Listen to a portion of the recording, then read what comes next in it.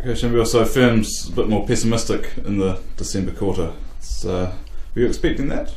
Look, we've seen confidence coming back across the economy, and there wasn't much of a surprise.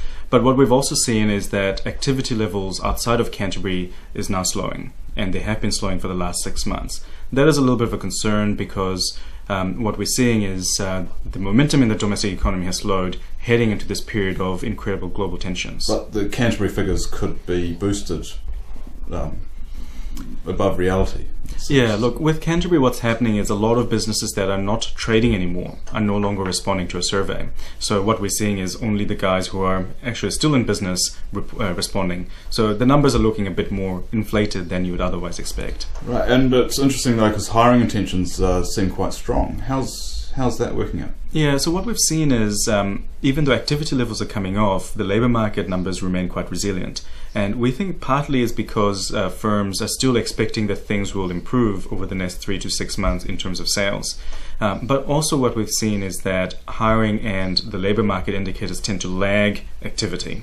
So once activity slows, that gets then fed through to labour market intentions in the next quarter. So next quarter or two we could see hiring intentions fall? We might see them ease off a bit, certainly. And again, it's very much a story of two halves where Canterbury is looking relatively strong because of the rebuild expectations, but the rest of the country has been a little bit soggier. Right, and just in terms of interest rates, you seem to be pushing back your OCR hike expectations slightly. Look, I mean, I'm a bit crazy anyway. I mean, I don't think we're going to see interest rate increases until the middle of 2013 at the earliest. If we write about the domestic economy remaining pretty subdued for the next 12 months and all these global tensions continuing, then the Reserve Bank will have to wait for quite a while before they raise interest rates. Okay, and you don't see much likelihood of a cut? I think there's quite a high barrier to rate cuts from the Reserve Bank. It's already quite low, and the efficacy of interest rates cuts get smaller and smaller as you get closer to zero. And we've seen that in the US and the UK where interest rates are very low, but that's not necessarily feeding through to increased borrowing or much stimulus for the economy. Now we're at danger of heading back into recession here in the first half of this year? Well, the risks are building for at least 1 quarter of contraction in the economy, and mainly because we've had that massive build-up of inventories which will have to unwind at some point in time. Having said that, we're still seeing some signs of resilience, so I'm hopeful that we'll manage to eke out little bits of economic growth and not head back into recession. And where's that growth coming from?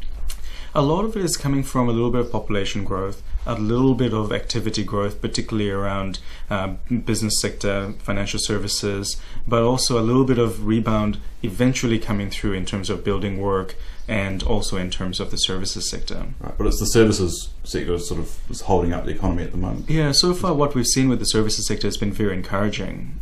It's been sort of gradually climbing up. It's still not very strong growth, but the fact that it hasn't really slowed and the trend continues to be upwards, that has been quite encouraging. And food manufacturing's holding up? Yeah, look, the farming side of the economy, the food side of the economy is still very, very strong. So especially with the very good weather conditions for the dairy sector up north, dairy production has been very strong, so we're seeing food manufacturing benefiting from the back of that.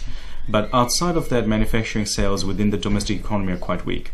So, it's kind of like everything is on the one hand, on the other hand, it's very messy. And on average, what we're seeing is very much a story of a very sluggish economy. And really, risks are very much the downside still, particularly from the global economy.